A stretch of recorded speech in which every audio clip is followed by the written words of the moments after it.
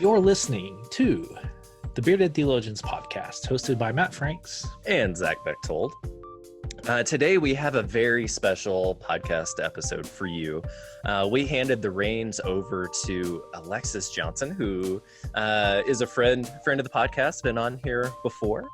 And she hosted a podcast with Mellisa Drake and Sarah Heath, and all three United Methodist pastors. And they had a conversation about what it's like to be a female clergy, the experiences that they have had negatively towards their gender, towards their the way they look, the way they dress, and all of the facets of ministry that they're in. And so we handed it over to them, and this is a very good, a very hard in some places conversation, but a very real conversation that we wanted to have. And Matt and I felt we didn't need to be a part of it because our voice is not needed here. And so we handed it over, and I hope you enjoy the UnBearded Theologians podcast today.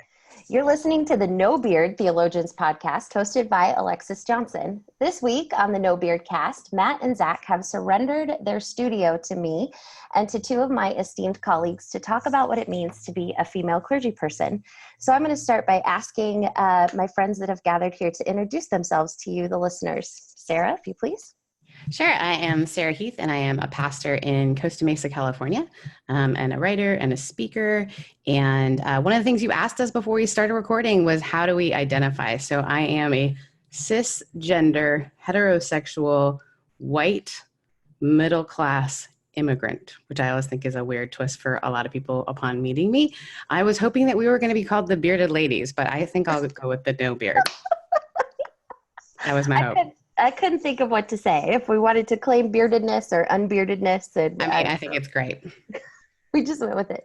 Okay, Miss Mellisa, who are you? Hi, I'm Mellisa Drake. I am on conference staff in the Iowa Annual Conference. I'm an ordained elder, and I identify as white, cisgender, heteronormative, and middle class. But I wouldn't claim immigrant, Sarah, because we have been here for a long time.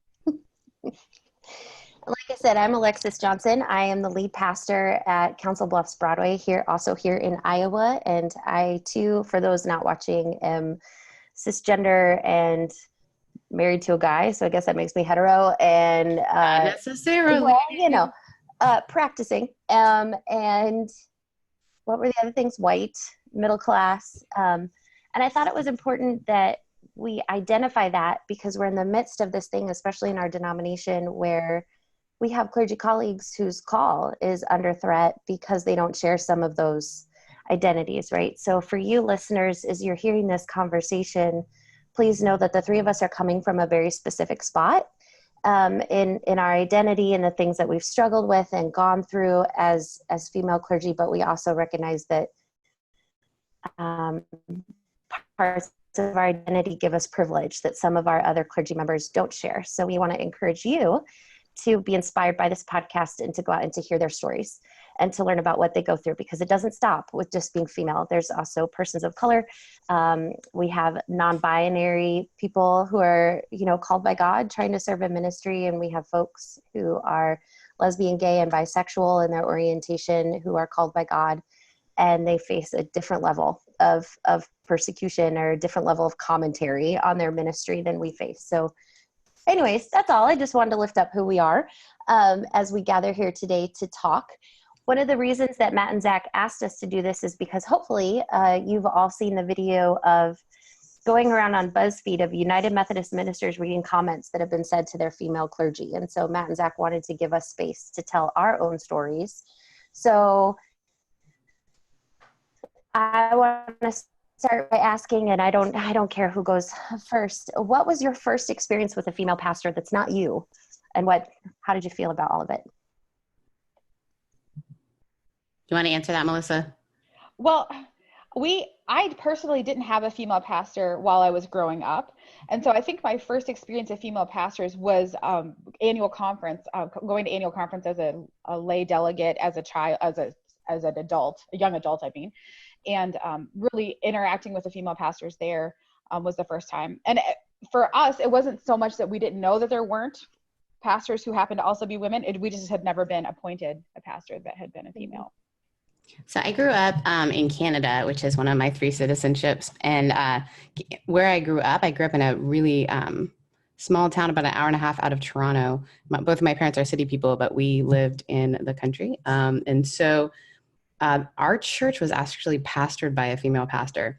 And growing up in a different culture, sort of the gender stereotypes are very different. And so moving from Canada to Mississippi when I was in high school meant that I didn't encounter that it would even be an issue that a woman was a pastor. It made no sense to me because my pastor was a woman and no one ever said anything about it. It just, that's who she was. And coming from a small town, she was kind of the pastor, or like the whole parish was actually the whole town. And so it was very strange to experience, like, that's not what women do. Because I had only experienced, I had one other pastor who was a guy, and I just didn't even think about the difference between the two because it was just not ever brought up. Mm-hmm. The church I grew up in still hasn't had a female pastor. They've had a couple people of color serving there, but that's, as far as they've deviated from the norm. But so my first encounter with a female pastor was in high school. And I hate to say this, but she was an awful preacher. And so I had like this internalized sexism where I was kind of wrestling with my own call. And then I saw her preach and I was like, oh no, if this is the way females have to preach, I don't want to do it. I say no. Because, your first person that you meet in any sort of thing kind of becomes what made her a bad preacher? Do you know that? Or not the greatest preacher for you? Okay. It's the tone of voice. Do you know the tone of voice that some women adopt when they're talking to like a room of kindergartners? Mm-hmm. Do you know what I mean? Like that mothering, I can't even do it.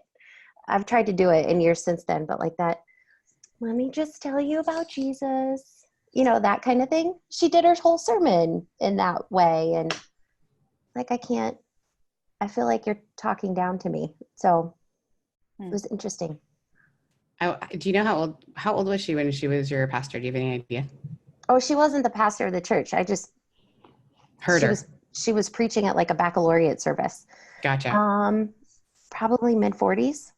Yeah. Maybe. So I wonder if that was the narrative that she was told, that like women are to, when teaching, sound like the teacher that they had in second grade, or what was the feedback they had got. So the North Carolina conference that was the original BuzzFeed video, the feedback on tone of voice that's a real deal, right? And so I wonder if her tone was ever, told, that her voice sounded too strong, or, and so I always, when I talk about issues of gender, it's one of the things I've noticed is that often we are told not to be too much, nor are we told to be too little. And so you're either smiling too much or you're not smiling enough, or you're sounding too authoritative or not authoritative enough. And so right. I wonder what feedback led to her thinking she had to have a God voice.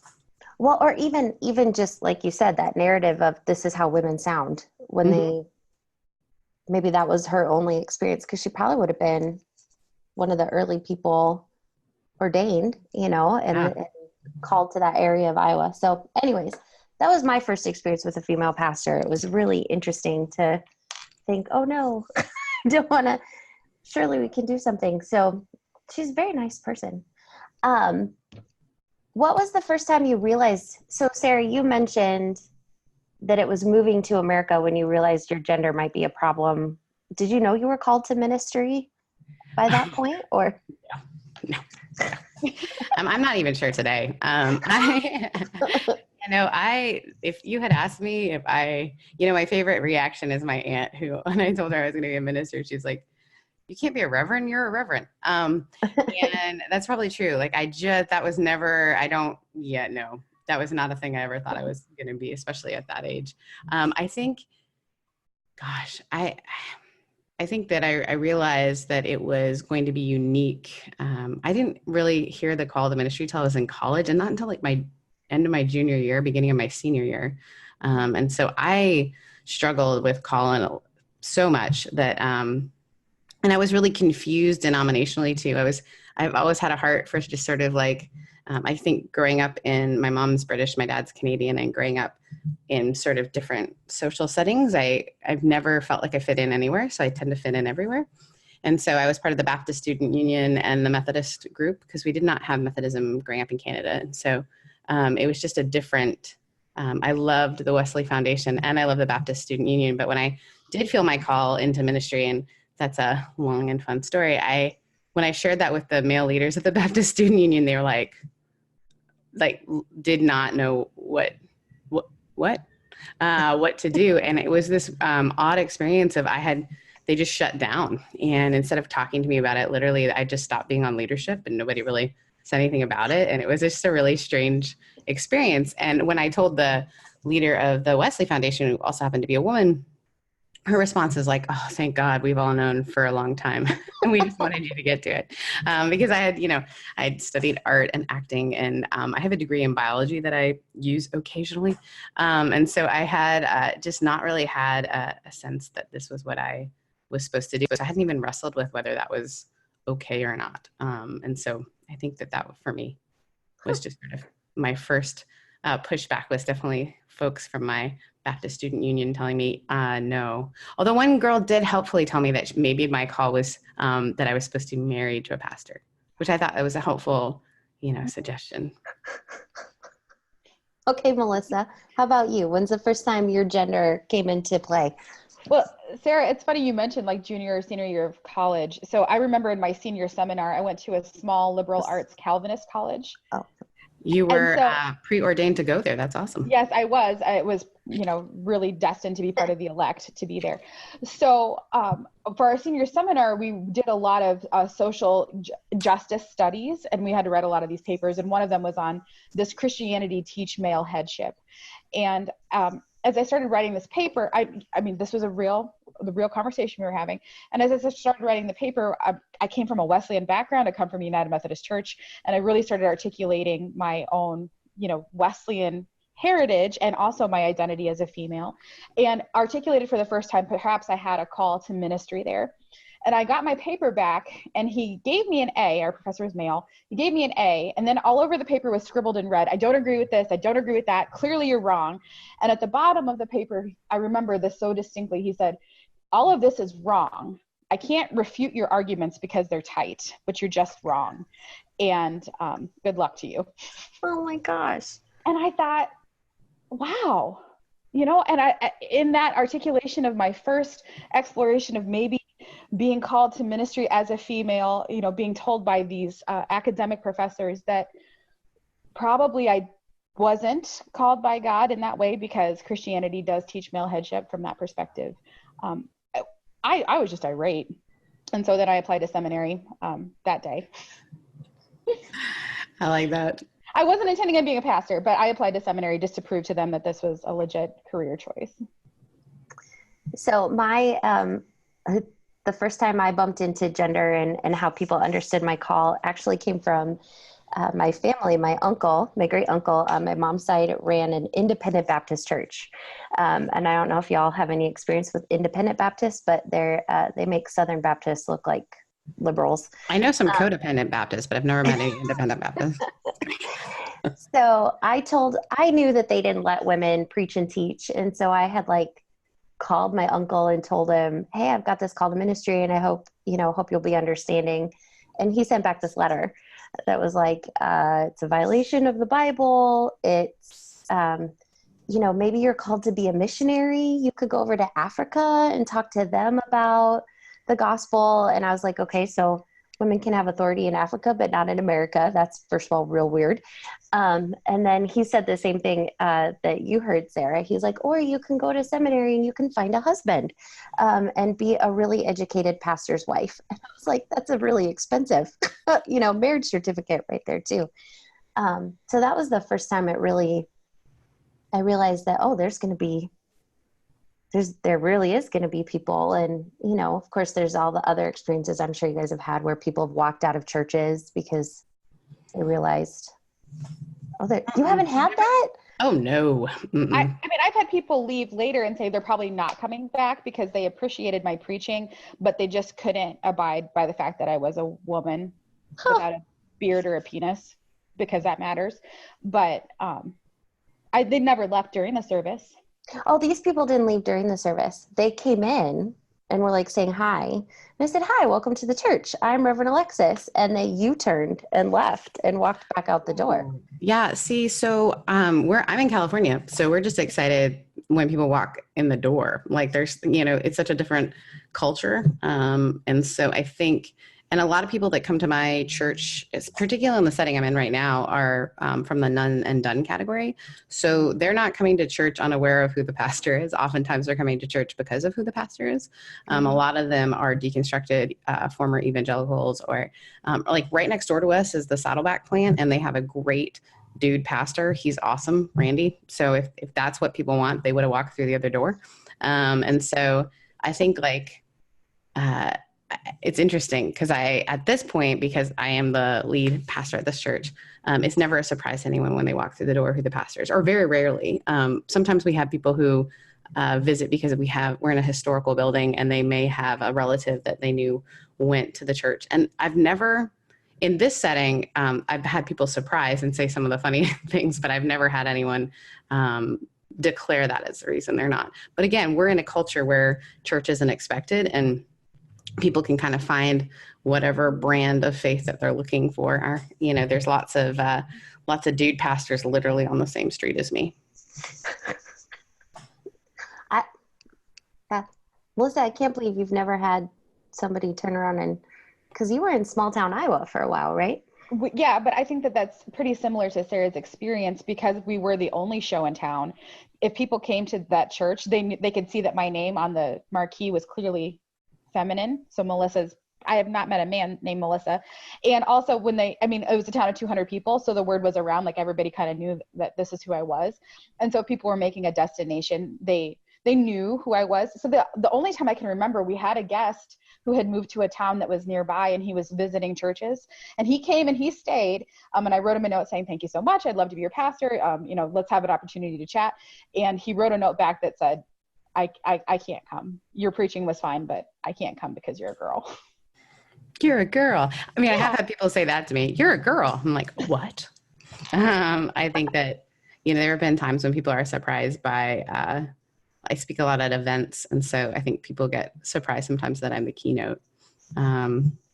But that has more to do with not anymore, but it used to be because I look so young. Yeah, I'm not young at all, but people often thought I was a lot younger. I remember one woman said, oh, I thought that the cute little acolyte was preaching or it was youth Sunday. And at that time I was solidly in my 30s. And I was like, nope, just shorter. I mean, I'm not that short even really, but you're not that old, Sarah. I think. I mean, I'm not that young, but thank you. Well, I've definitely been in full-time ministry for 14 years. So this is not a new gig. And so I think, the idea of I get concerned when our conference starts talking about me as young clergy. I'm like, nope. But again, there's not that many folks going into it at this point in stage in our denomination. So it's right. I think we're all, Mellisa, I think is the youngest one here, but I think we're all close to the same mid-30s. Oh, I'm in my late 30s. Oh, well, yeah, me too. I just turned 38. Yeah. I'm oldest. I'm the oldest. But what I do love is that we've all been in ministry for over a decade. Mm-hmm. So, I started when I was 24 in full-time ministry, and you all too. And so I think that's a testimony too, to first-time career, young women coming into ministry. That I only have that one story about somebody not coming to church that I know of because I'm a female. Mm-hmm. I've had people outside of the community been really mad about it. And particularly when I first moved here and I was looking for community at 24. And I think our system is really, really, really broken when it comes to helping pastors know how to be humans. And so I was 24. I just moved to California, did not know anyone. So I went to a non-denominational church that was mostly people who are 24. The crazy thing is you walk in the door and people are still 24. No one, like they've just rotated in. It's so crazy. Like everyone who's older than that finds another community, but that church rocks if you're around 24. So, which is kind of, it's interesting with our culture here in Southern California. But I was at a party one night and non-denom church, great, love the people. We've actually, one of the founding pastors is a member of my church now, but this church is like huge and just super influential in this area. And so I was at a party one night and this guy was drunk and was like hitting on me, and then realized someone said, oh, you know, Sarah's a pastor.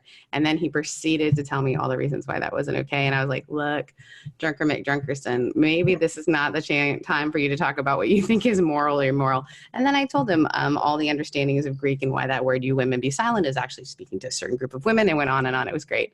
And all these guys like gathered around. They're like, you got it. I was like, what? Why am I having this argument? And then I'm looking at my friends who are like school teachers, and they're just sitting over there talking to other humans. And I'm like, can I just do that? Can I do that instead of sitting here defending my job? Nope. Can't ever do it. Yeah.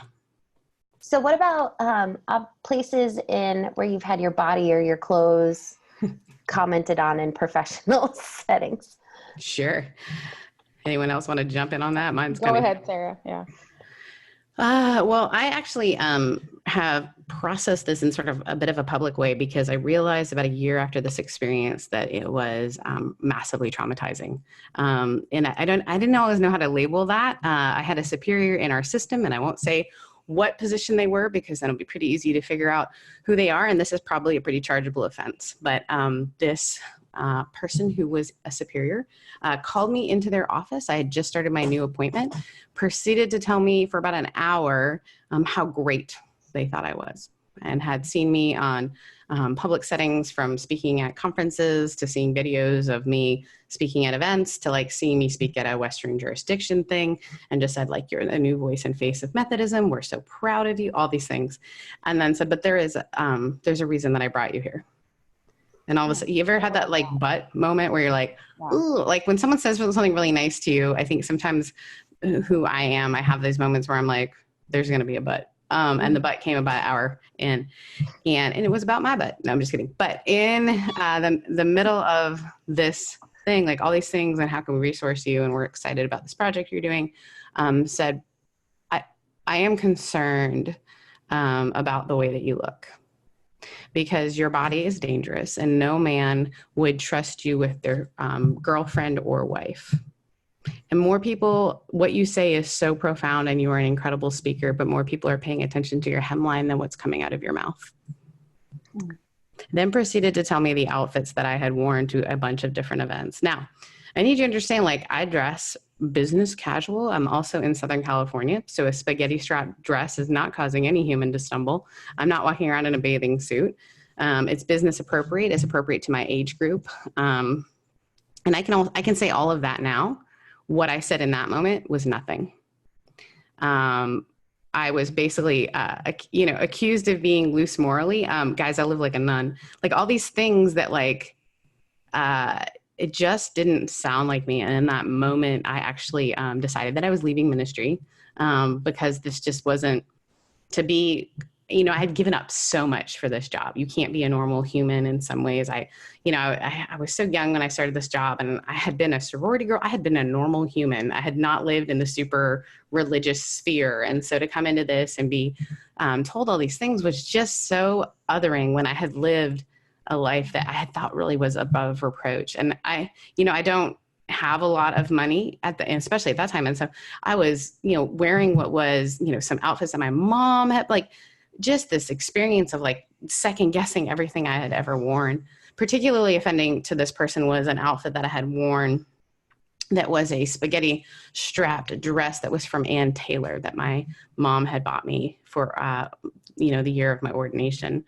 And all of this was really hard. And the person kept going and said, I have spoken to the pastor that I had been working with, and they have informed me that other people have commented on the way you look. And all of a sudden it was all my male colleagues had been talking about the way I look, and no one had talked to me. And it was awful. And I went into the parking lot of the office I had been called into, and wept and wept. And I was trying to think of what else I could do. What else?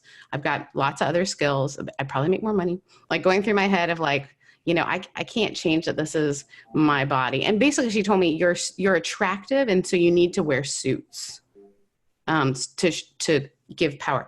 I live in Southern California. If I walked in a room in a suit, people would assume they were being sued. Like, this is the weirdest, like, or I was playing the role of someone, like not actually being me. And so it was just, or they would feel so uncomfortable with this professional thing that I was trying to share. I mean, we're in a place where Christianity is so strange to people that we're going to make it even stranger by having me show up. And like, anyway, it was weird. And as I was in the parking lot weeping, I called a friend of mine who's a pastor and just said, hey, why hasn't anyone told me? And his wife, who happens to be a professor, overheard the conversation, and she got on she got on the phone with him and just said, he put me on speaker, and she said, you have just been sexually harassed, and you have an option to sue or like to have your body discussed as a dangerous item and be told like, well, and I was like, and that was a lot overwhelming as well. And so I went over to a friend's house, and I actually had to pick something up from the church because I just started a new church and I just done this project. Happened to meet the owner of the store, and here I am just kind of like going through the motions. And my best friend happened to be in town, and so he was with me, and he had heard I'd cried like for an hour about like, why can't I just be a human? Like, do you think I'm slutty? Like all these words, all these things that like I had been insinuated. I was like, do you think I'm like I try to be so whatever, you know? And he's like, Sarah, you've got to stop trying to fit into these other people's category. Like, you know, and so I get to this place to pick up this order that I had, and the owner happened to be the only one in the store because he'd given everyone else the day off. And he sat me down, and I was new to this city, and he said to me, hey, I don't know why. I don't normally do things like this. And I think spiritual people, like people who use their spirituality, is kind of weird, but God is telling me, he's like, I know this sounds weird. My wife would laugh at this. He's like, God is telling me to tell you that who you are is really important, and you shouldn't be anyone other than who you are. And I was like, okay, like walked out and just like looked at my best friend, and he was like, well, I guess that was clear. And this person who had like just made me feel awful, dirtier than dirt, like just awful, you know, to think that somebody has been looking at every outfit you've ever worn in a public sphere. And I happen to speak at events. So like, it's not hard to find me. It felt, I was so ashamed. And this person then started reaching out to me and text me and said, hey, just want to let you know, like, I'm proud of you and what you're, and I was like, you don't. And then I began to realize this person thought they were helping me, but what they didn't realize is that they were damaging me. And I think so many people had commented on my looks, and oftentimes when I was younger, it was really positive and cutesy and trying to relate to a woman. And I got that. I was in the South, and I kind of, okay, it doesn't bother me. It doesn't make me angry, but to have someone describe my body as dangerous was probably the most damaging, especially part of the story too, as I processed it on a podcast that I did with a therapist, was that I had an eating disorder when I was younger. So I was all too ready to hear that my body was bad. And so to hear this from someone who was supposedly high up in this structure, it was like, oh, of course, I'm ready to hear I'm dangerous. So that was probably the worst one. That'd be pretty bad. I mean, I've heard you process it before because I was listening. I followed your podcast, so I heard that all come out, but yeah, hearing you tell the story again is just appalling. It's appalling. It is. Okay, Mellisa, when have you had your body commented on? I generally don't have my form commented on, or my outfits for the most part. I mean, really, people just see me and they just see me, and that's fine. I really remember making a conscientious effort to not hide who I was. So I'm like 5'8" and I'm voluptuous, and my weight fluctuates, but I always have female form. And I just decided early on in my ministry that I wasn't going to pretend like I didn't, because I didn't want to dress differently than who I was. Right. And, you know, I didn't get in trouble for that, except for one time early on in my candidacy when a committee discussing my qualifications for ministry, and I was so anxious about if they would think that my work was strong enough or my evangelism was good enough or that my theology was acceptable to who they were hoping that I would become in ministry. And it turned out they kept me waiting for an hour and a half because they were discussing the amount of cleavage that I was showing during the interview. And it wasn't inappropriate. It just wasn't. And it came down to, because my shirt wasn't, right at my collarbone there. And an hour and a half, they got trapped in that conversation. And thankfully it was actually, a superintendent that stopped it and said, this is inappropriate. But that's really the only time. I mean, people notice, but they tend to be, I think, overwhelmed by the force of my personality. And so maybe they don't get a word in edgewise, or they don't get a chance. So for me, it was my first church was, they got really into that professional look and like, we're going to send you to a colorist and we're going to, help you pick out a pantsuit, which was gross. And actually have an official staff picture from back then where I look like, dress up formal Barbie, and my perfectly brown pantsuit that's matched to my coloring with my peach lipstick and my, perfectly coiffed hair. And it was super gross. But the part where it got the worst was, someone sent a note to the SPRC chair, an email, and the SPRC chair cut off all the identifying pieces and handed me the note. And it was, we can't come to church when Alexis is preaching anymore because she dresses like a hooker walking down the street. And I was in like clothes. I mean, again, appropriate for my age, appropriate for my body type. I had on the Sunday they were upset about, I had on like a wrap dress and I had put a shirt underneath it to make sure I didn't have cleavage showing and a jean jacket over it. And apparently that's how they think streetwalkers dress. I was like, I don't know what. Maybe they meant like The Walking Dead. Maybe that meant that kind of a streetwalker. I have no idea. But the SPRC chair thought it was okay to pass this on. And that you weren't protected in that moment. That's where my face. Right. Those who are just listening and not watching, I got my angry face. Well, because you shouldn't do this to people. P.S.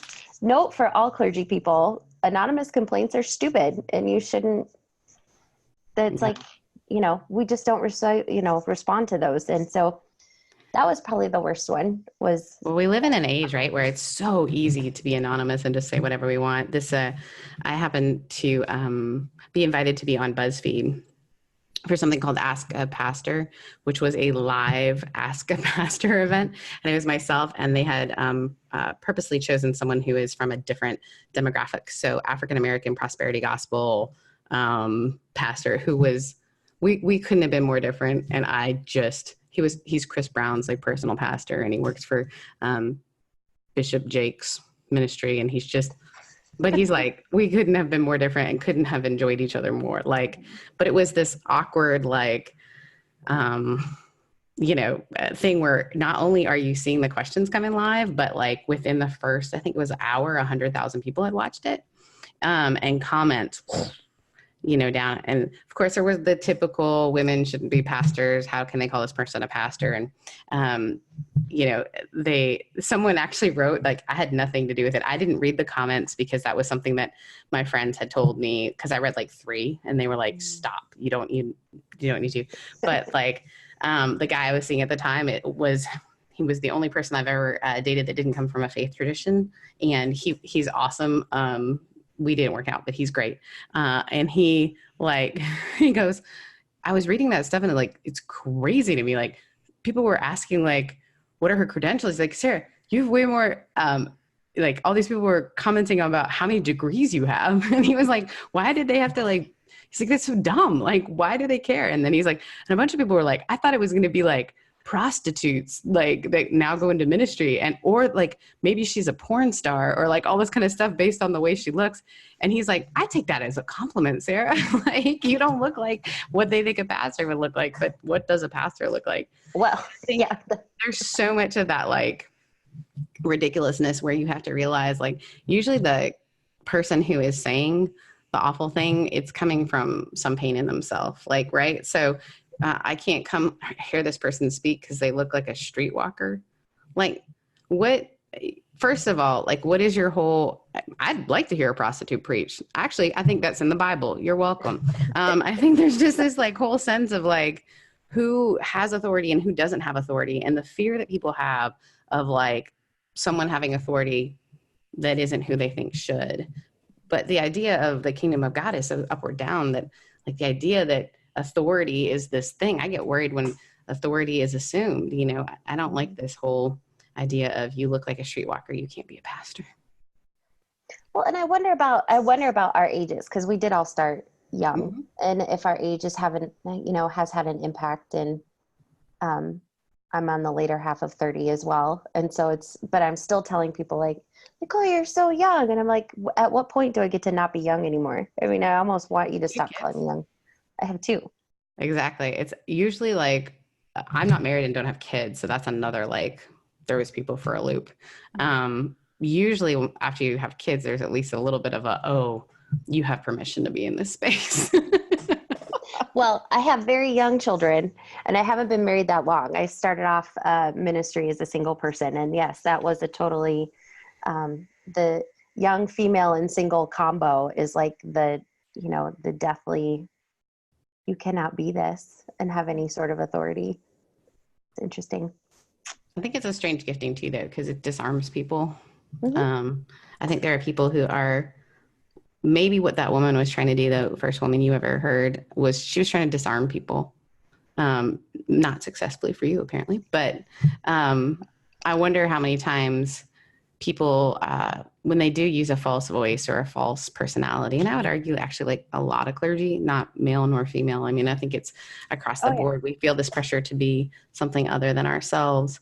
I think oftentimes it's because people want to relate and disarm, or are afraid that their authority won't be heard. One woman who I met early on in my ministry had just gone through a process of losing and gaining weight, and said that the reason that she realized that at one point is that she was trying to have her body not be noticed. So she had gained weight, unbeknownst to herself, even that she was doing it as a protection so that her body wouldn't be seen. And, Mellisa, it's funny that you should mention your Board of Ordained Ministry. I discovered years later, we're talking like 12 years after I've been ordained, or maybe not, maybe 10 years after, that they had unanimously voted to pass me through. And I was going through a very traumatic time when I went through ordination outside of the church. In my personal life, I had just almost got married. It was this really traumatic time. And here I am, I just did my ordination papers, and I kind of had this like feeling of like, we're speed dating. This is what I'm going to treat ordination like. Like, I'm trying to figure out if I want to do this as much as you're trying to figure out if you want me. Because so many of my colleagues were feeling this sense of like, I have to do this. And I was not in that place. I was so ready for God to say, nope. And I could be like, sweet, I'm out. And so I went in with a different attitude. And what was crazy is I went through the process fairly quickly, which was not the case here for a long time. And so they voted, I was the first vote unanimous to pass all my sections. And then someone stood up and said, but what are we going to do about the way she looks? And then they started talking about it. And the person who told me about it years later. Now that I think about it, it might have been even closer to, it might have been like 5 years. Because I didn't get ordained for a long time because I was dragging my toes. But he said, I had to stop them. And I'm telling you about this because I want to apologize that even happened. He's like, I should have stopped it a lot earlier. But he said, we've all agreed that she's great. Why are we talking about the way she looks? We didn't talk about the way that any of the guys look. We didn't talk about, the only other person that I have heard that kind of thing happen to, one of my clergy colleagues, is she is a voluptuous woman, and they kept talking about her weight, which is odd. Understandably, she felt attacked, and they were like, no, we're worried about your health, which there are, right? There's some issues around that. But it was just an interesting thing to say, you all saw the giftings for ministry. Same with Mellisa. That was not their concern. Their concern was how I would be received based on the way I look, which is hysterical because sometimes I think the way I look is what the disarming nature of being like a normal young human in Southern California is actually what draws people. Yeah. There's so much fakeness they don't need anymore, right? Yep. When we're talking about the nuns and nuns, which is who the church is trying to reach anyways, it does. It ends up being a good thing. And there was some stuff that came out where there had been some misconduct on behalf of one of my predecessors there. And it ended up being accidentally helpful, I guess, for lack of a better word, that I was female, because it automatically takes that the church had a history of sexual misconduct, and it was all from men. And so to be a woman in that position, people were like, we didn't have any, I didn't have to do any extra work to establish safety for myself. I was automatically safe because I was young and female and therefore totally non-threatening, right? So there are times when it works to our advantage, and, we don't look like pastors. We don't act like pastors, whatever that means, works with the nuns and nuns, because clearly they don't want to be around people who look and act like pastors, right? Otherwise they wouldn't be done with the church. And so that's true. Yeah. I mean, I would say we do act and look like pastors. It's just, what is a pastor? And it's literally, that's the problem, is the definition of that. And I think our denomination is really struggling to answer that question. And I would argue not answering it well. Yeah.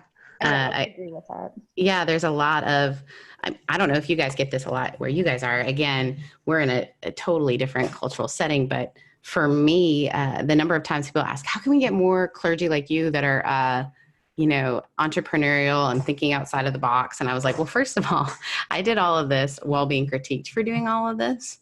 And I just had a sense that this is how the divine is asking me to be and do. And the number of times I have had to defend the fact that I do public theology, is kind of crazy. And then now you're asking me how you can get more people like me. The truth is, people like me are entrepreneurial, and they're going to go do it where it's easier to go do it. They're smarter than to go through this process where you are othered and dehumanized. And, I think there is this beauty in sort of having people have to go through a process of discerning, but it has gotten out of control. And we are asking people who are already inundated with overwork and that kind of stuff to now be the judging board of the people coming behind them. But the church that is now is not the church of 3 years ago, let alone the church of 15 years ago. Everything is rapidly changing. Right. I just read a bunch of the Board of Ordaining Ministries questions, and I'm like, these are not applicable. I hate to tell you guys, this is not, and I'm so sorry that you have to go through all of this. And, the candidates that I'm talking to are amazing and incredible. And I'm actually, I'm saying, I want to be honest with you and tell you, I'm not sure that I would go through it now. It was great. And it's been a wonderful experience for me. But I think just if it's not helpful in letting people live out this amazing call, then I don't know why we're doing it this way. And I think it's an odd system. I have a friend who is a PhD in organizational psychology and was talking just about something about the fact that every year we could be moved, and his eyes just got huge. And he said, can you tell me more about your system? And I was telling him more and more. And he goes, I don't know how to tell you this, but this is the most toxic system I've ever heard of as a work environment. He's like, people are being damaged by, so you're telling me everyone knows your salary? Interesting. And you're also telling me that everyone votes every year, whether or not, but then there's these other people that their vote counts more because they're but they were like you a couple years before. He's like, oh, and just kept asking me questions, and I got really defensive. I'm like, no, it's helpful. And then I was like, oh, it is really toxic. And I'd never thought about it, right? It's a weird abusive relationship where I was like, no, ew. The weird grandma that everyone else talks about your weird grandma. And you're like, you can't talk about my weird grandma, but I can talk about my weird grandma. That's how I feel about Methodism, right? No. And then I was like, oh, maybe, right? It's this really weird thing. And then throw in the mix our gender. I mean, one of the things that was most striking to me was hearing the people talk about the people who have been appointed to the positions. So that video that we're kind of referencing, they've been appointed to these positions, and then the church would respond as if I've already done my number of, we've already had to have a woman, we've already had to, all these things that you're like, ugh. And then as a woman to step into that. Yeah. Or that one that was we knew the conference was mad at us, so the worst they could do was lesbian, female, African black, American. It's all these things. Oh, gross. It was so gross. Yeah. Yeah. But But we've built the system that does that. That sends people to areas that they don't. We had actually had a bishop one time who used to appoint people for lessons. So they thought the congregation could learn by having someone that was way outside of their ethnicity, way outside of their affinity, way outside of their age group. So sent in us, one example is I have a really great friend who's Korean, single at the time when she was there, sent into a church that was predominantly Tongan in a Tongan center of area. So tell me how that's going to teach. Yes, I think that's beautiful if they're already open to that, but it was so hard in her ministry, and she was amazing and did a great job with it. But the years that she sat in what felt like isolation and tried to get to know the other is beautiful and great. But when appointments are tossed around as lessons, that's problematic. Especially lessons, because in that case, you're talking about sacrificing a clergy person to teach a congregation a lesson. And it's in the day and age when people just go to a church they feel more affinity for. Right. So our church, the church I was appointed to, was also taught a lesson, and a lot of people just left. Yeah, because there's another church down the street. Yeah. Yes. Well, and in this day and age, it's not just churches you could go to, it's podcasts you could listen to and preachers you can watch on the internet. And I can get them, I don't even have to be up at the hour that they're on TV. I can get them to show up on my television set or my computer screen whenever I want to. And gross. We're going, here in Iowa, we're going to longer and longer appointments. And so it doesn't feel quite as year to year as it used to. I know the reality of, we have that discussion every year, but my husband and I serve as pastors here at Council Bluffs Broadway, and he's the associate. I'm the lead pastor, first of all. Love that, because that's fun for everybody. And he was also the piano player. So I'm the pastor that married the piano player. Right. No, it was all on the up and up. I had permission. And so, but they talked to us about being here 10 years, 15 years, at least for me as the lead pastor. We don't know what's going to happen with, eventually we assume. I don't know many people who are called to be associate pastors for 10, 15 years, maybe. But, so that's, I think that's a whole nother podcast. Right. What does it mean to be a lead versus associate, and what is a call right. Well, but one's a calling and one's a not, and then one is yeah. No. So my point is, we don't have quite that from an organizational damage standpoint. I don't feel quite we could leave after a year. No, and we currently, our bishop that we currently have is much more attuned to affinity and, the realization of scarcity. There are not that many positions with guaranteed appointment. It's a really weird situation where you got to place people. And sometimes I think too, the language of call is really brutal, because I don't think we're called for life necessarily. We might be, but I don't know. I have a really tough time thinking I know a lot of clergy who have been in the biz for a long time, and it is a biz to them, and they are so resentful and don't want to be doing it anymore, but we haven't given language or helpful ways to not be that. And let's even just talk about how the church that you might have been called into to serve is not the church that we have today. Right. And the church that we have today is different, and it requires a different skill set, and requires a different look, and requires people who, like us, maybe we don't look like what a pastor used to look like, and we don't go the places that pastors used to go, and we don't act the way that pastors used to act, because we're called for the church for this time. And I think that's a different story that we don't tell or help people articulate, to say, are you still called to the church of today, or was that for just that season? Yeah. And that's faithful. Yeah. So then you have a lot of people clinging on to keep it the same, because that's the thing that they believed in. And that they loved. And can love. I think there are, I have I have such a heart for intergenerationalism. I mean, the community I'm in is 100-year-old almost 100-year-old building with people who are every generation, and like all these like golden millennials that everyone's hunting after, like come in, and it's crazy the way that we do community together. I mean, it's so incredible, but I think we've either been taught at the conferences that you throw all the old stuff out, or we've been taught, and then you try to look as much like a non-denom church as you can, big screens, all this sort of stuff. And it's like, is that who you are? Be authentic to who you are. And I think understanding that like, we have to sort of ask why we do everything that we do. You can't stop looking at each piece of what you do and how you do it. And am I called to this place and space? But with a system like ours, it's hard. So what happens to the person who says, no, I'm not? What do we do with them? Where do they go? Have we given them skills to be inside another sort of place and space? Well, the easy answer is no. I mean, I don't know about the two of you, but from a perspective of leaving the ministry and going into something else, the applications would probably come back, yeah, you'd be great at this, but you're way overqualified, so we can't afford to hire you, right? And that's where, I don't know if you've ever applied for a job and gotten that response. That's always an exciting one. Like, I know I'm overqualified for the job, but I understand what you're offering for salary, and I'm saying yes. So can you just? Our salaries compared to the local salaries are so low that they're like, oh, you worked for that. No, it's so.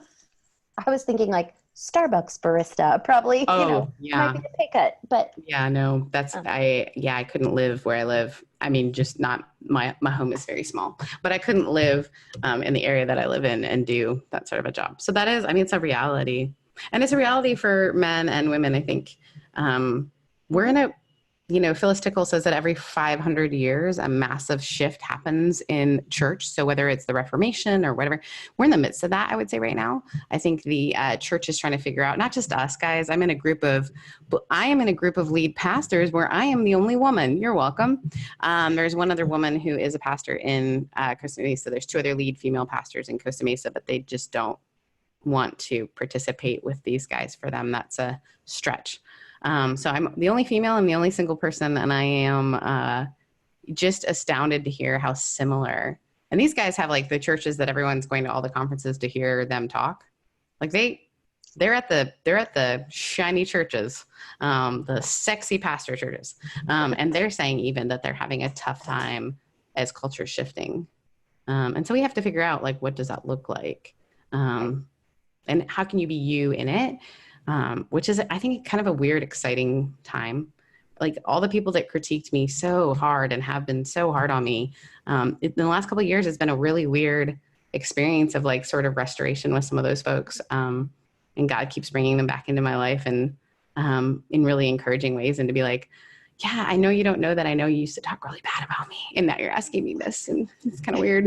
But at the same time, I think that, yeah, there's just so much to be asked, like, where is the church? What does church look like? And how do I fit into that? I think not just women are asking that, guys are asking that a lot as well, right? What does a pastor look like in this day and age? I mean, the interesting thing is in our state, almost all of the seminaries are closing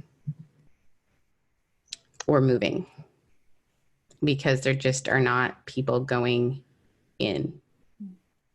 Yeah.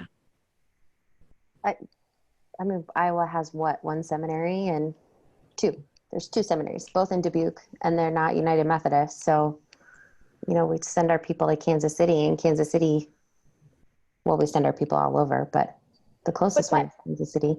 That doesn't mean that God isn't calling people, because right. I teach at licensing school, so does Alexis, and the Iowa licensing school, we have so many people come through that are ready to be second career folks, are ready to do the licensed local pastor route. And it's just a different way. So it's a different way of being clergy. It's a different way of being authority. It's a different time and age and place and space. And, God's still working. Oh, for sure. Yeah. Well, and so you were talking about how the United Methodist Church doesn't have a good understanding of pastor. There's the Global Board of Discipleship, or higher ed, one of those, is working on a theology of pastoral ministry. And they were conducting these meetings with boards of ordained ministry. And I serve on the Iowa Board of Ordained Ministry, and they were talking about possibilities of what ministry may look like in the future. And one of the possibilities is having having itinerant pastors that are kind of like, the itinerant pastors lead a hub, and you're there for 15 years and you're kind of like a mini district superintendent. And then having licensed local pastors and certified lay ministers that serve the smaller local churches in the area. And you all just kind of rotate around in this mishmash of churches. It's some sort of hybrid off the British Methodist, but they're trying to develop theology that would support moving to this new model, because the person who presented it had a problem with practical theology, and I was like, oh, I love practical theology. So it was an interesting conversation, but I think that's all coming down the pipe. I think so. And I think it's helpful for anyone listening, or even ourselves, to remember, like, it's really painful sometimes to be who you are in ministry, but it absolutely is needed. And actually, God didn't ask you to be anyone else, and that the accolades may not come now. And that doesn't mean, like, I still think you should hear critique, right? I think it's okay to say, wait, is that me? And that's why we actually have to have soul friends who can say, no, that is true. So there were people I could go to and say, do I dress inappropriately? And there were the people who were like, nope. Because they would be the people that would be the first to say, yep, if that was the case, right? And so I think we have to have these soul friends, because I think we should be able to hear critique, but I also think we should be able to say, maybe they aren't ready for me yet, and I think that's like the lesson for me has been the places have been most painful for me have been places that it just wasn't yet that people were ready for what I wanted to bring to the table. Like, even, doing a podcast actually got me into trouble at first, not from my DS. He's great. And the person was just concerned that I was going to be honest on the radio. And my response was like, yeah, I am. I'm going to be honest. And what's interesting is our group of folks who have come into leadership, some of them joined our church because they had heard a podcast that I was on and were like, I just needed honesty. And so I think, how people feel about you being a clergy woman, the truth is it doesn't matter. Mm-hmm. It's how do you feel about you being a clergy woman? And you are not supposed to be everyone's brand of great, right? You are specifically created by God to be a certain thing.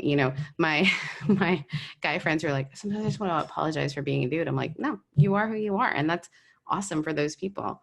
And that's what you were created to be. Like, the beauty is when we don't put a hierarchy on it. And some people are going to be able to hear the message of God differently from you than they're going to hear it from me. And so what if we just said, like, oh man, it's so great that God uses all these different voices, and we're not very good at that.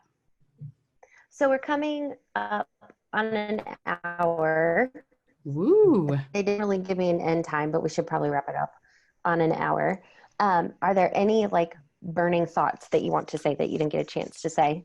Well, I would just like, for our listeners, you might have noticed that Sarah wrapped it back around to being female and also clergy, which I love. We had digression. And I think that this is a really genuine experience of being a clergy person, that our entire role is not identified by our gender. Our entire ministry is not identified by which body parts we have or how we identify. And we can't even talk for a whole hour about it because we're excited about other things in ministry. And I kind of love that. I love that we were able to continue to go where we needed to go in our conversation. And Sarah, I did want to thank you for bringing it back around so that we stayed on target. I just wanted to notice this. Yeah. I think for me, the thing that I'm always hoping is for whenever I speak in whatever setting, I always think it's important for people to be excited about the uniqueness of who they are. And hear it as this is your story. This is who you are meant to be. And you're not going to be able, the love your neighbor as yourself. It was one of my staff members a couple of years who pointed out, you have to love yourself first to be able to, often we're real good at loving who we think our neighbors are, but we really are terrible at loving ourselves. And sometimes that's the acceptance piece that you're right. I was born a woman who looks a certain way, who has affinity for clothes and hair and, piercings, whatever. But I also think there's this profound gift in that. And so if you're listening and you're wondering, like, is who I am okay? Well, first, are you damaging other people? Because that's a different story. But if who you are is okay, and the truth is, yeah, absolutely. And it was created by God. And so now what? And I think maybe we don't know what a pastor looks like because we haven't seen you do it yet. Yep. Amen. Well, thank you so much for your time. And for the No Bearded Theologians over here, I'm Alexis Johnson. Thanks for listening. We hope you've enjoyed the conversations that we've had today on the Bearded Theologians BeardCast, and we'd encourage you to continue those conversations online at beardedtheologians.com or on our Facebook page. We also hope that you pick up a couple of coffee mugs to satisfy your coffee mug collection. Have a good day.